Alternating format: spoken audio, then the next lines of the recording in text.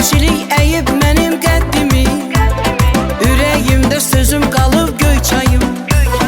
Bir gün gəlib söyləyəcəm dərdimi, yollarımda gözüm qalıb göy çayım.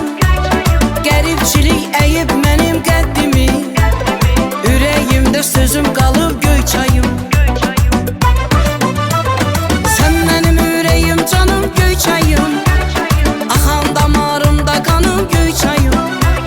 Sevgi, məhəbbət ünvanım göy çayım. Sən mənim ürəyim, canım, göy çayım, axan damarımda qanım göy çayım. Sevgi, məhəbbət ünvanım göy çayım.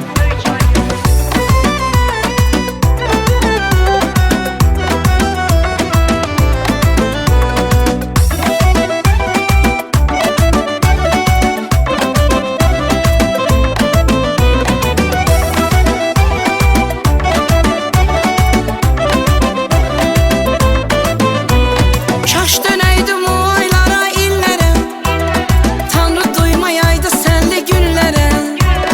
Sən gördüyün qara qıvrım tellərə, həsrətdən ağ düzüm qalıb göy çayım. Kaş dönəydim o aylara, illərə, Tanrı duymayaydı sənli günlərə. Sən gördüyün qara qıvrım tellərə, həsrətdən ağ düzüm qalıb göy çayım.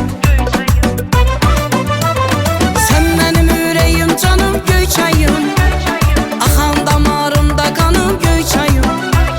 Sevgi, məhəbbət ünvanım göy çayım. Sən mənim ürəyim, canım, göy çayım, axan damarımda qanım göy çayım. Sevgi, məhəbbət ünvanım göy çayım.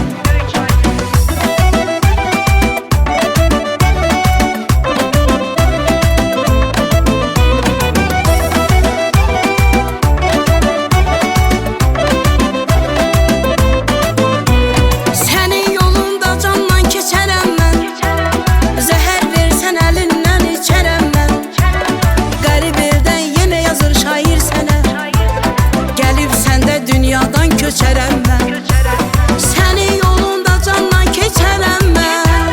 Zəhər versən əlindən içərəm mən, qərib eldən yenə yazır şair sənə.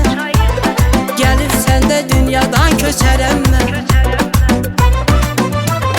Sən mənim ürəyim, canım, göy çayım, axan damarımda qanım göy çayım. Sevgi, məhəbbət ünvanım göy çayım. Sən mənim ürəyim, canım, göy çayım, axan damarımda qanım göy çayım. Sevgi, məhəbbət ünvanım göy çayım.